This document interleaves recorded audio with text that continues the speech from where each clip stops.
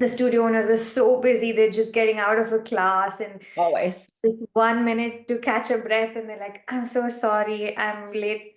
Like, no, I totally get it. But thanks for committing for these 30 minutes. And that's how I take my session. So this has become a norm. So Yeah, just so busy same. all the time.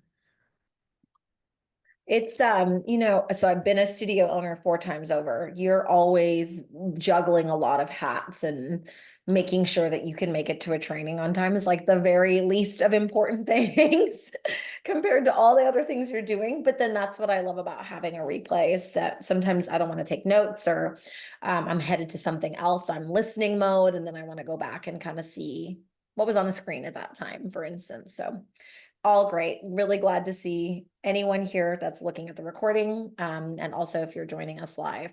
If you're watching the recording, I would love to talk to you specifically about your business. So one thing you'll see at the end of this, or you can always just book time with me on my website on kkhart.com, is a chance to kind of look at your bookie back end and also look at how you've positioned your business and talk about those scale and growth points that maybe you feel are overlooked or challenging or unique to your situation. I like working one-on-one and I like working in groups. So today we're going to really focus on working together to get to a shared outcome of figuring out where those success points are. But if you want to talk specifically about your business, I would absolutely love that. You can find me on either of those websites on the screen and absolutely take advantage of that free consult. Sometimes I don't always get the feedback instantly, but sometimes I meet someone 4 or 5 years later, and that 20-30 minute conversation actually set them up on a trajectory for real success in the future. So those are always fun times to hear about, and I would love to have that conversation with you.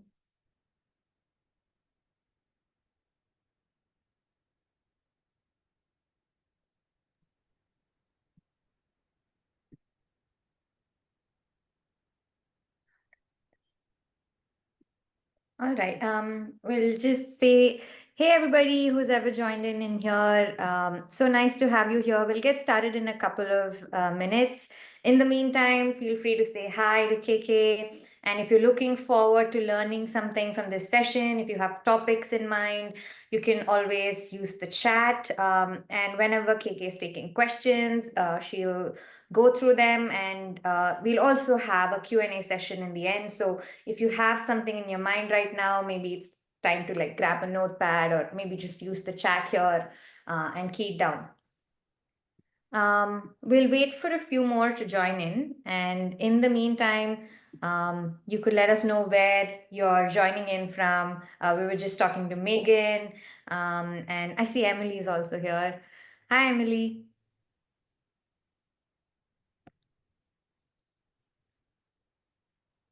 So glad you were able to join today's webinar. Is this is the topic that you were excited to learn more about? Is there something specific that you were thinking about when you enrolled for the webinar?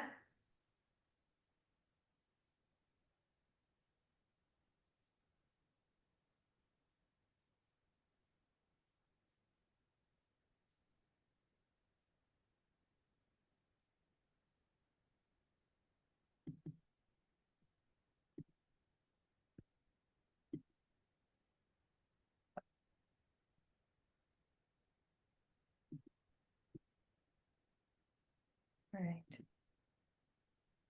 Just to quickly introduce KK to everyone who's here, we love talking to KK because she really knows her game when it comes to scaling businesses. And KK is exactly who you'll need if you are thinking of growing and scaling, because she has over 20 years of hands-on experience. And the best part is she's an 8-time business owner. So she really knows what she's doing, and she's earned her reputation as a growth expert because she's done it multiple times. And she's been featured as an As Seen on TV expert. So most of you here will know her. And we got really excited when we spoke to KK as well. She's done everything from sales and marketing, social media, PR, and beyond. So if I keep naming the things that KK has done, we'll have to spend some more time here. But a huge fan, KK. And I love how you talk strategy. I've seen some of the stuff that you've done. Really a big fan. And the thing that we love about you is that you really dive into the things that you've put your hands into. And that really shows that you're mentor material. And that's what we feel at Bookie as well. And with just to let the audience know, KK brings the insight of a chief revenue officer, and she has the strategic mind of a growth expert. So she's a powerhouse when it comes to scaling. So if you have any questions, feel free to ask KK. This is a great platform. And we love KK because she's a dear friend of Bookie. And I think Priya and I both, when we've interacted with KK, we've learned so much. And I think even Nihal agrees. And that's why we didn't miss a chance to ask her to do this webinar for us. And when she said yes, we were like, yay.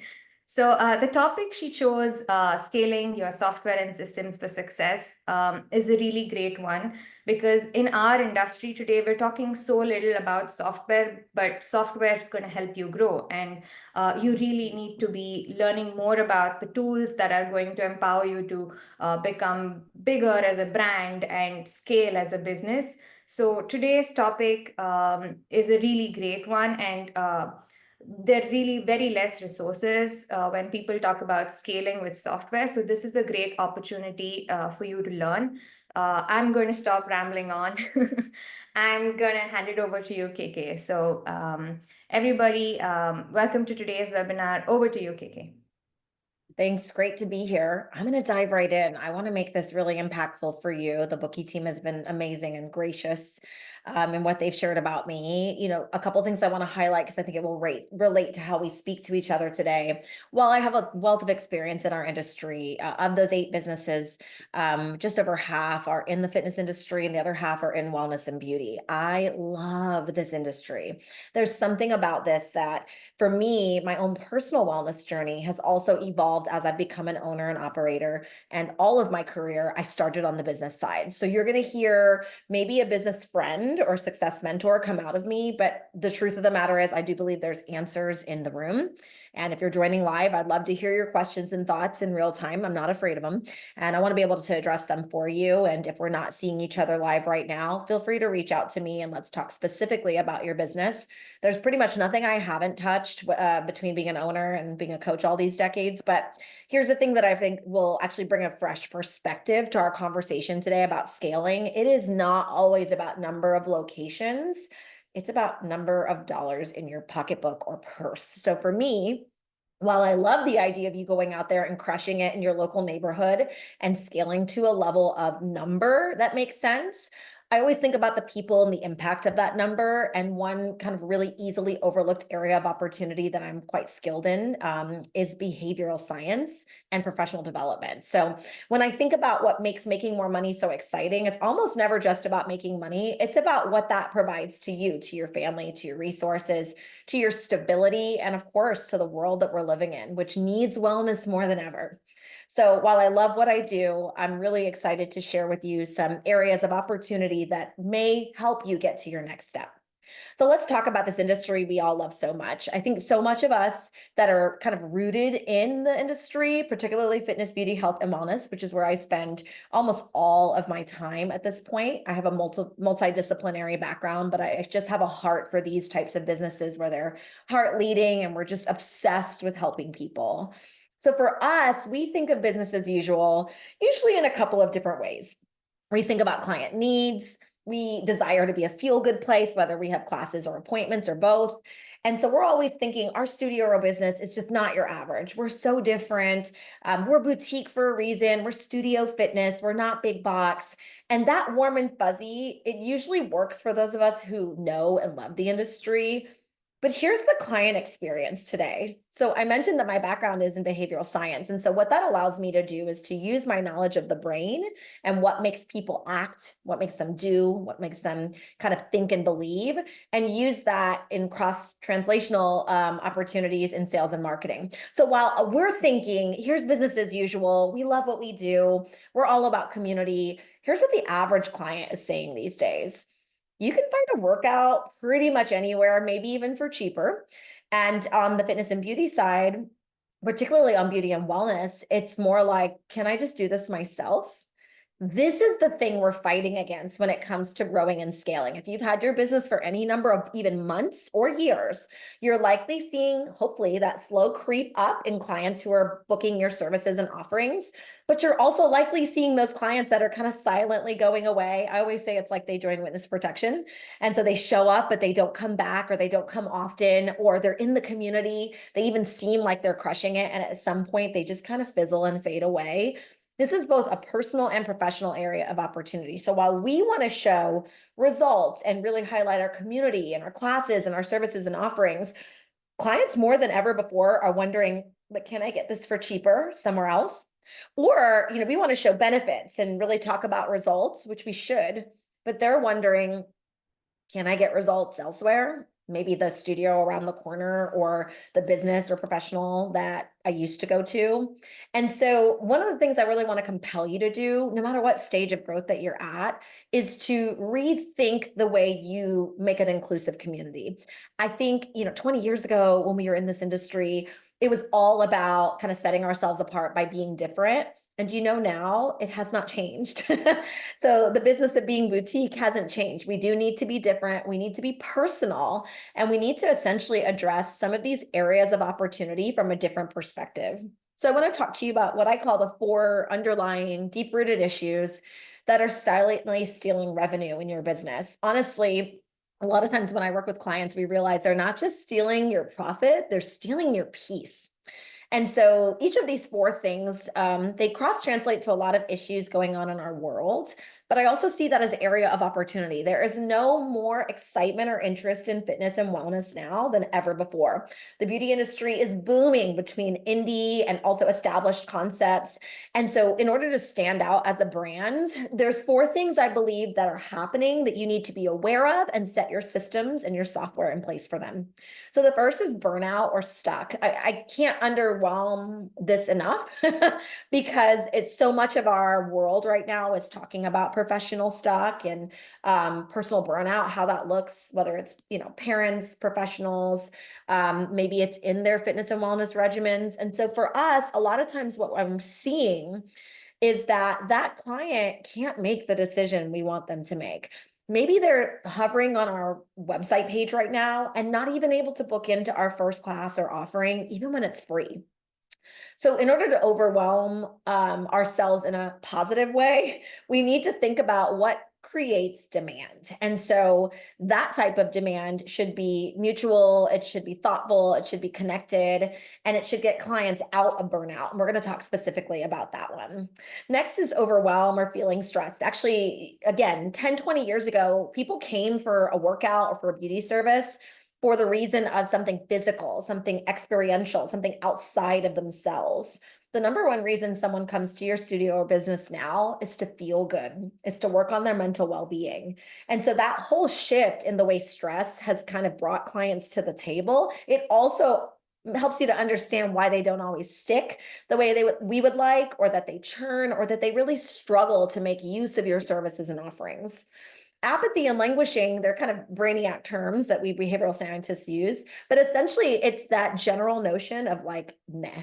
Like they come in, they may even take you up on your introductory offer. They may even come enough to think that they're going to convert into that next step, perhaps a membership. And that client just can't get out of their own way. They're typically just getting through the days and not really able to take it to the level that you would need them to in order to see their client lifetime value. And the last is kind of hard to say, but again, my heart here is that I'm not just your target client.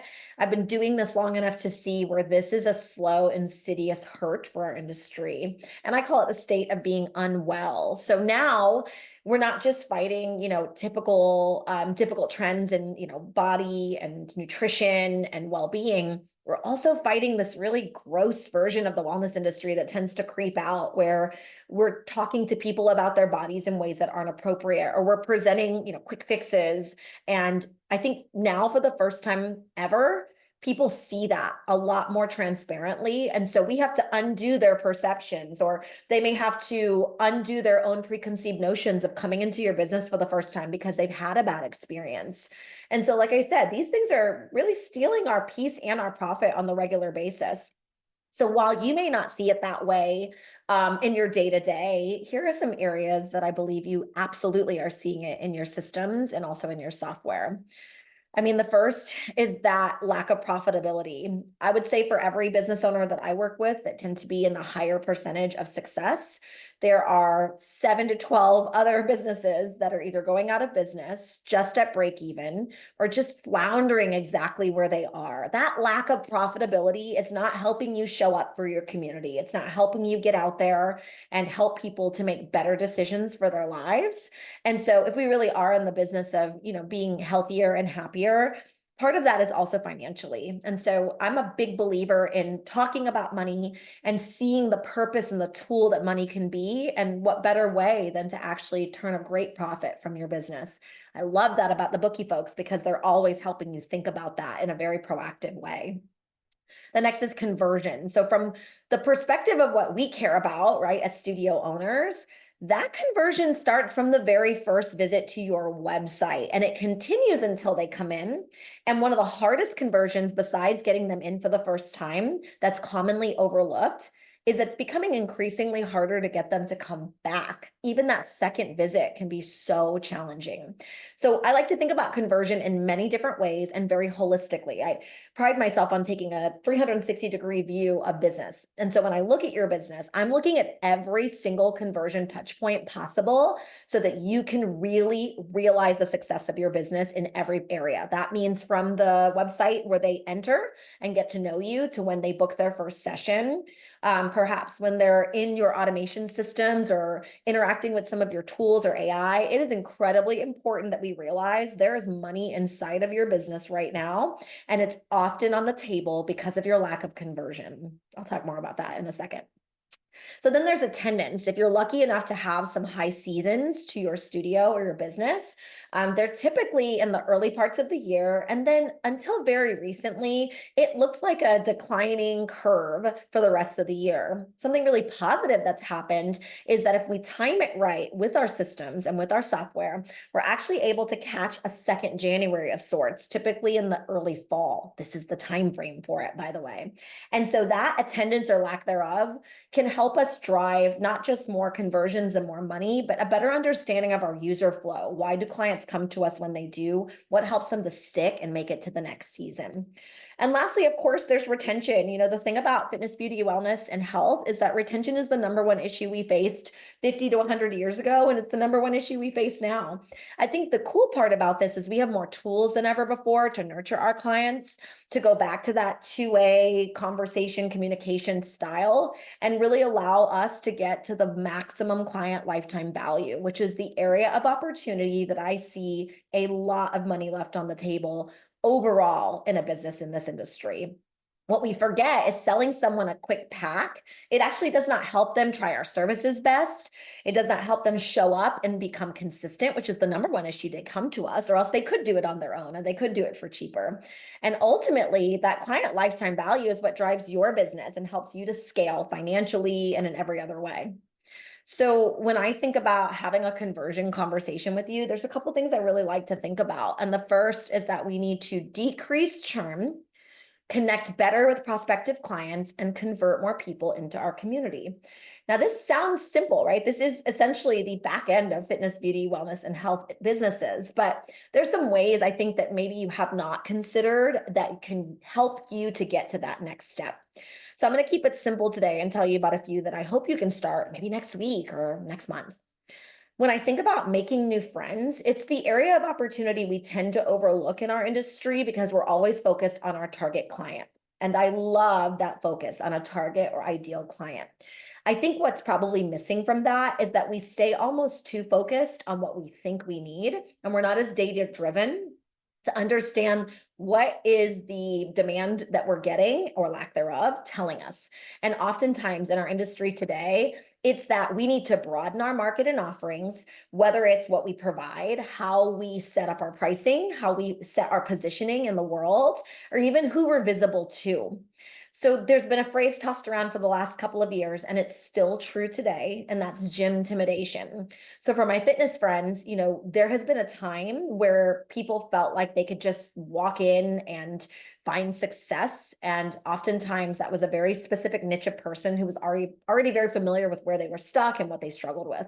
But now more than ever, even that person perhaps has been off their hamster wheel for a while, or they're feeling more insecure or more anxious than ever before, or burnt out personally or professionally. And so they are nervous to even come in. There's a reason why, if you look at your website analytics, sometimes thousands of people have been on your website in the last month, but you've had maybe 100 or so first-time visitors. If you're lucky, hundreds, but still way more were on that website, curious about you and not taking the next step. A lot of times that is related to their own intimidation, or on the spa and salon side, I think of it as that culture club, country club effect. So we feel like we want to be more inclusive, but actually we show this exclusive, very visual, very you can't sit with us kind of way of approaching fitness and wellness and beauty. And actually that's just not working the way it used to. It's now that we need to be more authentic, more inclusive, and more actionable about those things. One thing I thought would be really important to let you know is that subscription fatigue has not gone away. So since the last couple of years, we've increasingly seen people be very selective about putting their card on file or reshuffling the deck as to what subscriptions and memberships they're paying for. And there's some really great use cases for kind of how to set your pricing and positioning that's outside of the fitness industry, cross industry related. So I always like looking at that. So as an example, if you look at a business like Netflix, there was a time where they didn't shift their pricing or their positioning or terms for a very long time, but they've made that change. And they now have to deal with that subscription fatigue and shift in their own industry. And we need to do the same. We need to price ourselves in a way where we are accessible, but also understanding why and when someone actually puts their card on file. Can I say it more directly? We need to go back to the business of being boutique. Clients are more apathetic than ever before, which means they're kind of stuck. I always think of like getting clients off the couch as our first goal, even when you have clients that maybe have been coming from another modality or another business around the corner. They're just scared, uncomfortable. They're not as clear on where they're stuck. So they come to you kind of flustered and bolstering. And so we need to set our systems. We need to set our automations, which I'm about to talk about. We need to set every aspect and touch point of our business to be very client focused and very experiential in a way that feels boutique. They come to us because we're not the masses, and therefore they don't want to be treated like the masses.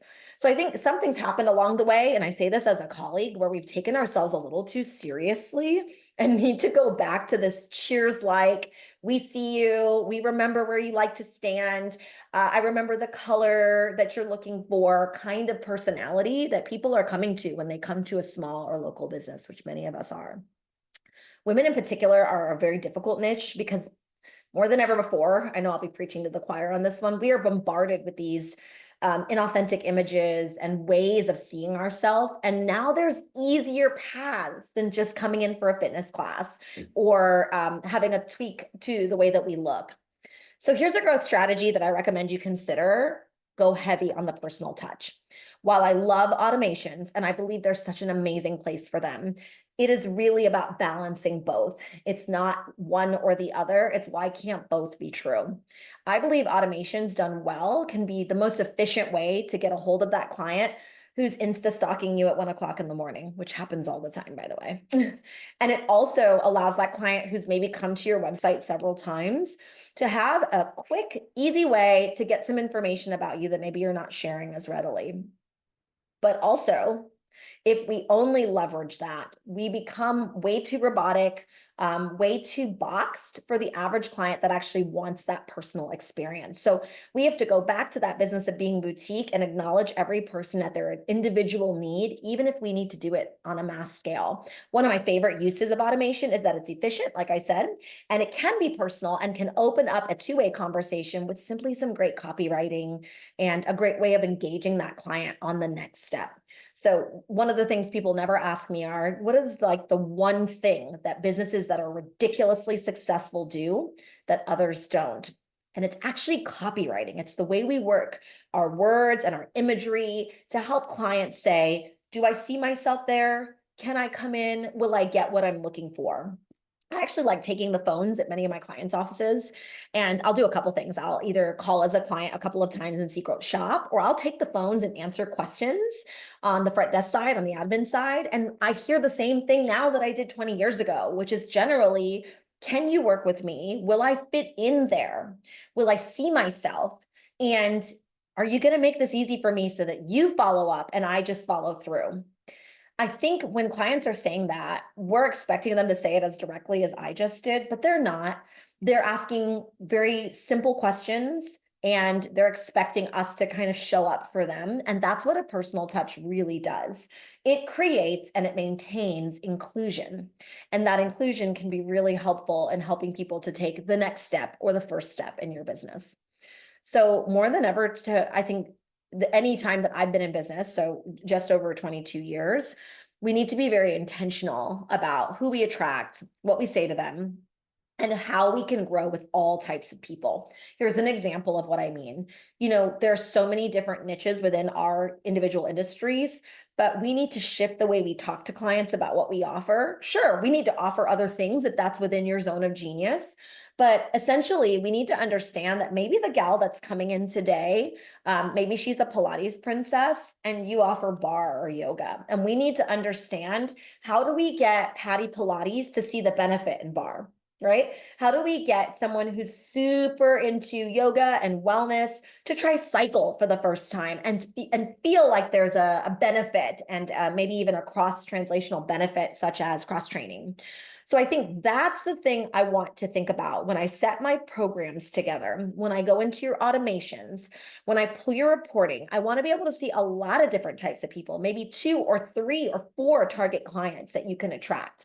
So that means we start with where we're really strong. You look at who your user base is now, who your membership base or your big spenders are now.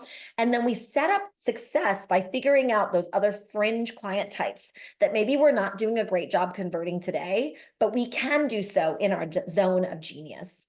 So sometimes that means talking about your business slightly differently. Here's an example. Instead of talking about classes solely, start packaging classes and community as the thing that you sell. That alone can really set you up for a differentiator in a business that's always asking people to click buy, schedule, and book. Another shift that I think we've gotten away from that can be really simple to do is to lean into goals and results and consistency as the way we talk about clients and their next step. But here's the thing, we have to be so right on the fringe of that state of unwellness that I talked about earlier. We need to be authentic when we show up. Clients see that, they read that, and more than ever before, they want the truth and they want it in a very clear, succinct format. So essentially, if we were to set more goals to be inclusive, let me walk you through a case study of what that would look like. We're going to talk about attracting that different ideal client. There's a lot of reasons why someone may be lurking in your Instagram or on your website, or even engaging with your business. Maybe they've created an account, but they've never taken the next step. And a lot of times we're so zoned in on this one client type that maybe we are crushing it with, that we've forgotten that for every fitness brand, right, there's someone who's brand new to fitness and not really sure if they want to do this. And so they may be new to exercise, they may be new to group exercise, they may be new to boutique. On the spa and salon side, particularly these last couple of years, I've definitely seen a shift with how people think about, can I do it myself? Can I do it in a different way? And so ultimately, this is really hard to say, but people don't care about our community. They care about what they can get out of it. And so they often get community in a lot of different areas besides just coming into a studio or a boutique offering. So when we think about those different ways that we can attract our ideal client that's different than the now, we need to think about how we can make them feel at home, how they can see themselves there, like they often tell me on the phone, and that we create an environment that I think compels people to want to share, to encourage them to feel so good about when they leave that they can't help but tell a friend to come next time, or they can't help to give us this awesome Google review. So if I'm working backwards here, I'm thinking about how I can honestly connect my website better to my automations. One of the things that really grabbed my attention about Bookie is that the automations are incredibly robust. I actually met with account manager most recently and asked questions about those things that I wanted to like custom curate as an expert. And actually much of that is already inside a Bookie, ready for you to use and plug and play. It's super cool to see. So what that means is the tech is going to be a bit simpler for you, especially if you're coming from other platforms, because it's already set up for you. You don't have this laundry list and wish list of things you wish you had. So that means we need to leverage that tech even more. So here's a growth strategy related to imagery and goals. We need to make our lead opt-ins super seamless. So whether or not you're running digital ads, it's one of my favorite things to do in our industry because we tend to come from a very negative place with digital ads, mostly because it's not been done well.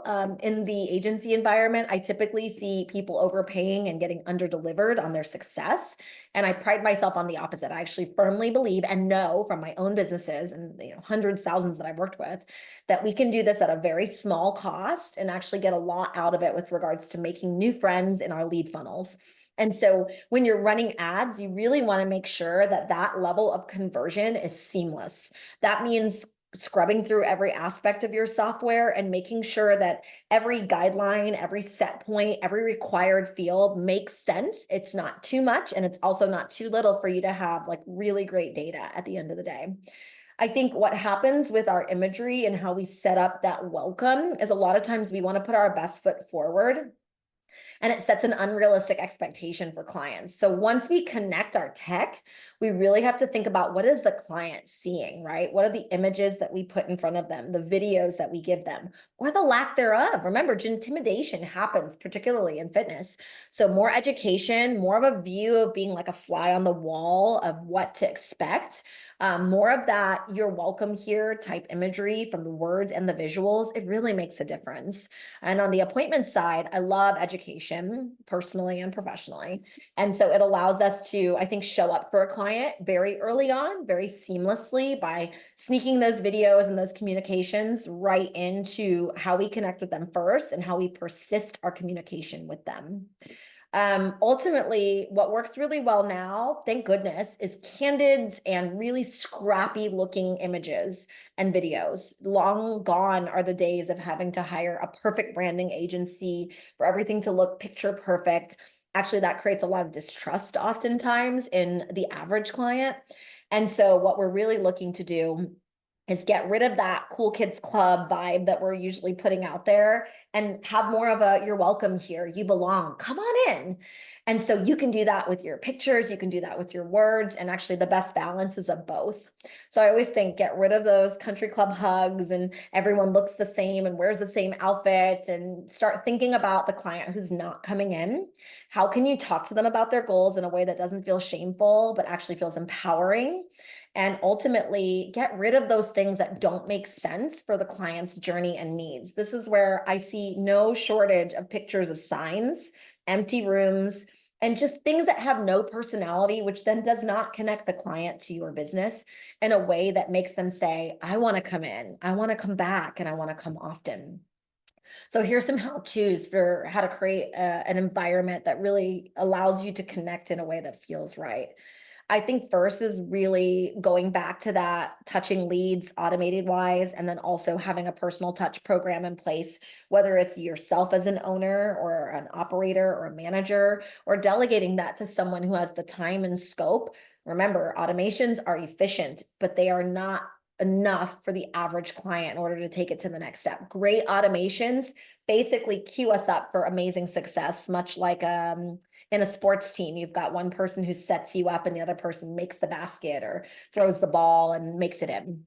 So when I think about that belonging, it really comes from the way we set up our staff systems, and we think about that client's needs and experience so that they're not asking us, we're proactive in how we show up for them. I also think about authenticity like ad nauseum these days. Remember that state of unwellness that we're all, fighting against. Oftentimes clients today, they've come from something else, right? They've done a competitor studio, or maybe they pushed play on an awful video on YouTube and realized it was enough. Or perhaps they're off the couch for the first time in a long time, but they had a regimen that worked for them. Perhaps on the spa and salon side, they had a poor experience. And I can relate to that for sure. They are nervous and they are really unsure that you see them and that you care about them. I think about this often when we think about kind of the life cycle of humans today and the way the world works. Some people, even in very busy environments, they go the whole day in their work, in their home life, and they never feel seen. So imagine if we see them sooner with an authentic touch, that conversion almost always comes. It does take a while. The average client needs to see and interact with our business in some way 7 to 12 times in order to make a buying decision. 20 years ago, when I was collaborating with Google, that was the perspective and those were the numbers. And 22 years later, it is the same. People need those touches. So that means they may walk by, they may have a friend invite them who's already a member, they may see an ad, they may even Google search you and stalk your website or your Insta, and then 7 months later, they come in. So we need to have that client journey be really, really thoughtful and really connection oriented. And ultimately, one great way to do so that's a win-win for you as the business and for the client is to create a sense of urgency. To have this idea that clients are welcome also means that they understand they come to us for a purpose, and that is to come in, come back, come often, to feel good, to look good, and to come and find their fit. So something I'm seeing more and more of is that clients need to be won back faster. Even 5 or 10 years ago, you really could like have a client come in for the first time. Maybe they came once or twice after that. They fall off. 6 months to 12 months later, you run some awesome promotion and they come back. Now, something we're seeing that I think is it's a blend of what's happening with our competitive environment and just the weird economic turmoil that people are in, is that when they're gone at the end of that introductory offer or that first class, they're gone, gone, gone. Like they're 1 month later, they've either gone on to something else that they are hoping is their fit, or they're so discouraged, they're back in that languishing apathy, meh, like environment. So for us, I think a case study I want to bring to the table today is how do we create these personalized follow-ups and offer them very consistently? There are some cool things about the software and Bookie. And so when I think about those client journeys, as they call it, it's pretty cool to see how we can attract new clients who've maybe never come to us before, and then set up sequences that make sense to convert them, to connect with them, and ultimately to make them a part of our services and offerings for a very long time. So in order to be thoughtful about that, I recommend you segment your journeys in ways that make sense. That means thinking about the client who's currently in your business very differently than the one who's just now entering. And honestly, maybe even going a stage further, one of my favorite things to do is to set up a win back sequence that makes sense to kind of reach out at every 30, 60, 90 days, depending on how your business is set up, and have something in place to help clients downsell, cross-sell, and upsell. So it may be in your business, you've got this one thing that's really great, but people typically start out at a lower level. So knowing when to go to the next step up is super important, and you can set your journey for that. Another thing that I think about, which is not that popular and very important, is that you're going to have clients that need less than what you want them to do. But we're in this industry for the long game, right? We're in it for the long-term success. So something that's worked really well, exceptionally well this year, has been setting up not just an upsell, but also a downsell, something that feels mutual, that you feel good about selling, that the client feels great about having as an option, and we give them a chance to kind of be accessed in a way that maybe they weren't in whatever they were doing before. Essentially, I said this when I started, and I'll say it again, clients don't always want to do the most anymore. And that's true whether it's fitness, beauty, health, or wellness. People are overwhelmed, they are burnt out, they are stuck, and they are stressed. And so they're looking for things to make their lives easier. So in our industry, when you see demand that's either flat or declining, and I would say the non-top earners in our industry likely are, I'm definitely hearing that from my clients about their competitors, we have to think about offering new options. So here's a growth strategy that I firmly recommend. I've done it myself. with the 4 fitness studios I worked on and did myself as an owner. And also when I created my appointment-based beauty business, we have to think about what we can offer outside of our current 4 walls or our current offerings. Sometimes that may look like scaling physically, new locations, new offerings. Sometimes it's figuring out where is the client spending their money now outside of what they do with us? And is there an opportunity to show up for them in an area like that and bridge the gap between a lackluster experience and a seamless experience, or an experience with a business they're already familiar with and you're just offering a new service or offering? I'm never going to tell you to leave your zone of genius, but I will tell you that since the goal is to grow, it's actually super important to think about, every client in your community, in your neighborhood. How can we find a way to meet their needs? This is where the money is at. This is where I'm seeing drastic growth in my clients, because we're really proactively thinking about that and less reactively, going with what the market or the trends say, which can be exhausting, by the way. So when we capitalize on this, you realize that actually the whole world being interested in wellness is a great thing. And it gives you a chance, I think, to show up for your clients in a new way that makes sense for you and makes sense for them. And there's tons of ways to understand some of this in your back end about what your clients desire, setting up surveys and just kind of finding that raving fan 20 to 100 clients and getting to know them a lot deeper, asking them thoughtful questions and figuring out where you want to show up as a business. So let me go to one last case study that I feel would really be remiss if I didn't go through this exercise with you. And that is to figure out how to convert every possible client and to present membership as our best offering. Here's the thing: if we're really a studio business or boutique business that's about community, then we have to focus on reducing attrition. We have to grow real community. And when clients are coming to us, sometimes they're getting community in other areas. Like I said, maybe they live in a master plan. Maybe they live in a building where there's events and people they know. Perhaps it's in their place of worship. There are other ways for people to have community. And I think we've lost track of that. And we've kind of assumed that this is their primary and their best.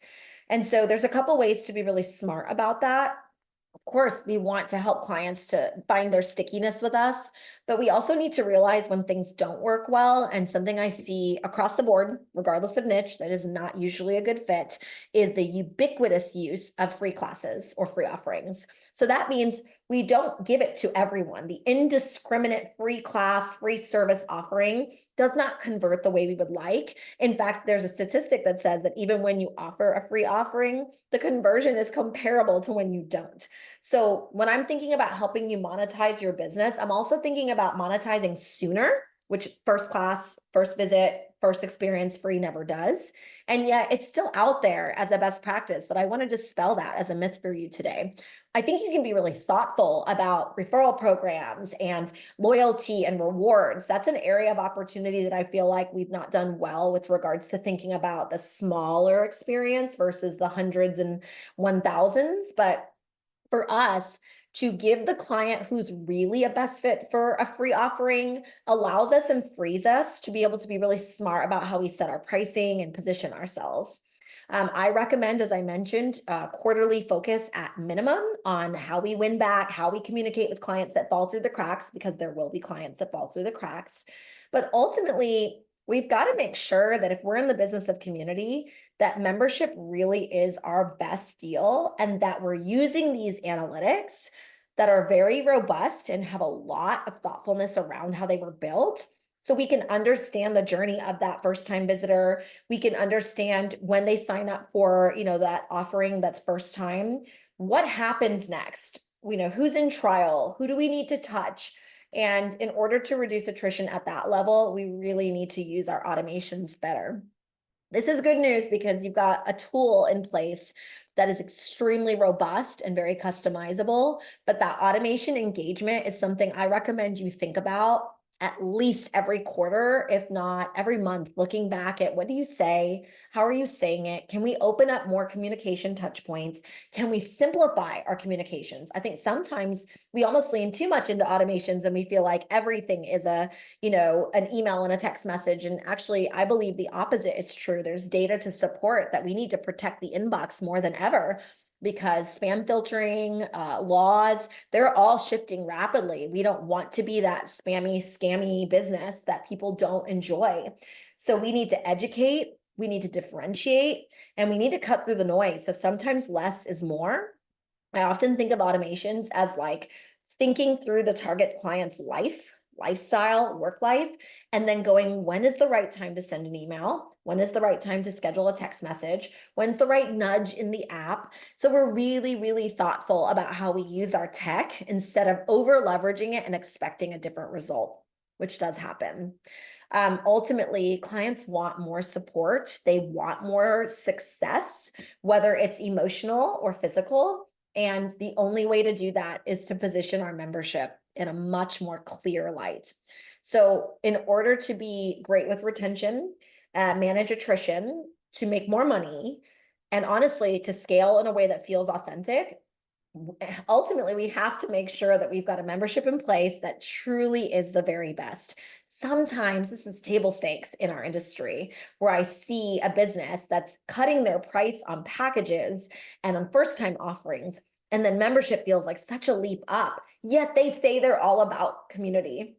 So my recommendation is always to offer membership earlier and more consistently in your conversations, but be prescriptive about it. For many of us, we put our names on leases, we leverage money, we work very hard to believe in what we believe and offer it to others. And then we get really shy about inviting them to our best service and offering, which is always meant to be membership.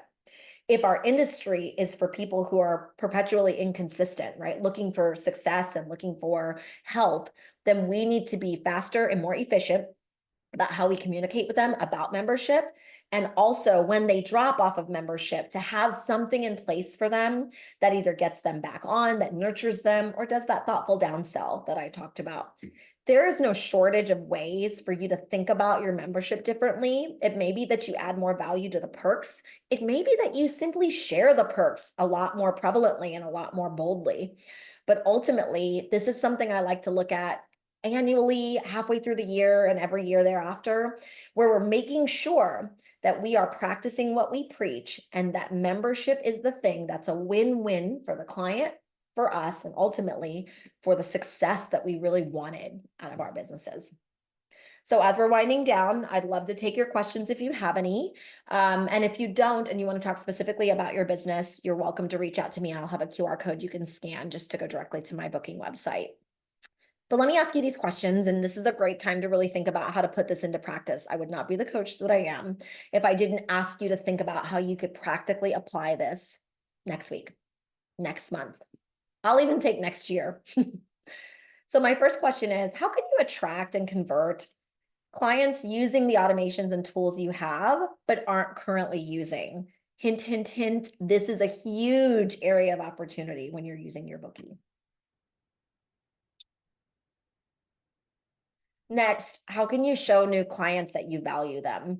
You know, what's neat about this is some of these things, I call them new old initiatives. They felt amazing 10 years ago, and now we're all tired and burnt out and apathetic.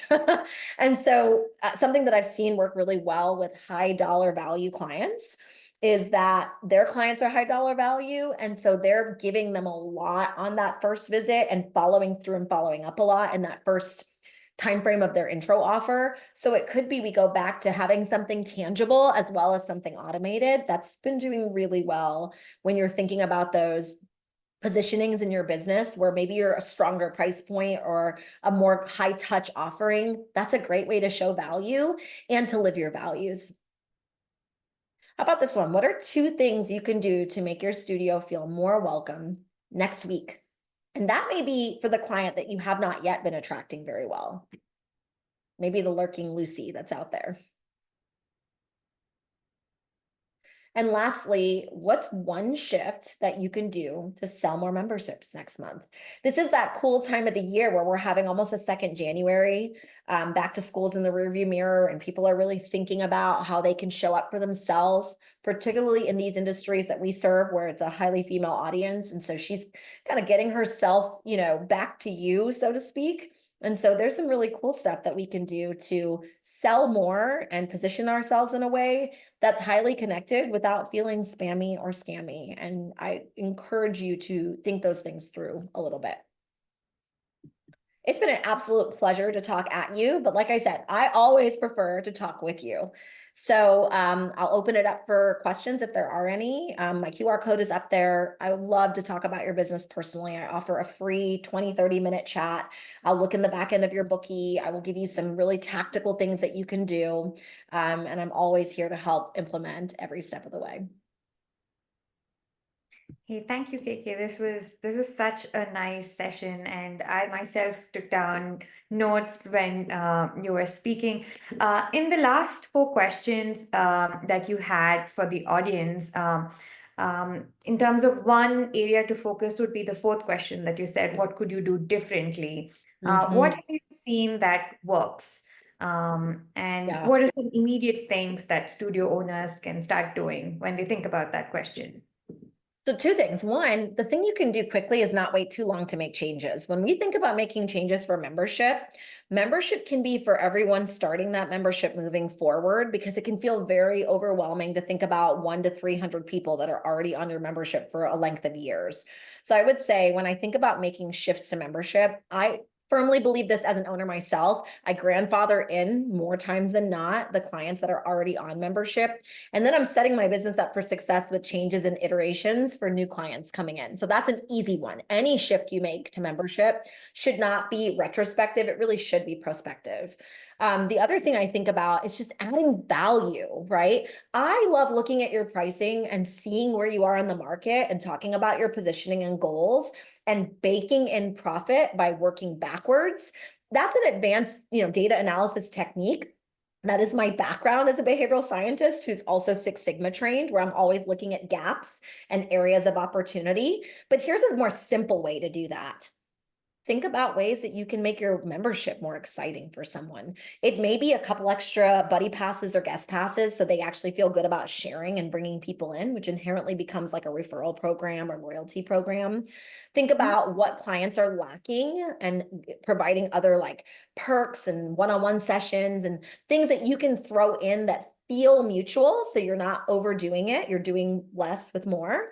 But also that you're thinking about the lifetime journey of that client. And so, for instance, on the fitness side, we're often overlooking products we can sell or nutritional programs that we can really easily integrate into. And yet, most of people's success is not exactly what I love to do, which is to work out every day. It's in the kitchen, which is also something I love to do, and to make better decisions with food. So being able to connect that, could be something as simple as having some branded content to provide them, like an ebook, recipes, but it could also be an actual service and offering that you partner with, you collaborate with.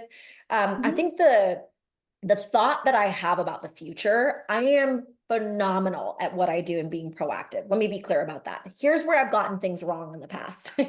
When text messaging came out, I thought it was a dumb decision and it would never take on. So take this with a grain of salt. This is where I see things going, but I'm batting A most of the time, but every once in a while I drop the ball, I miss something.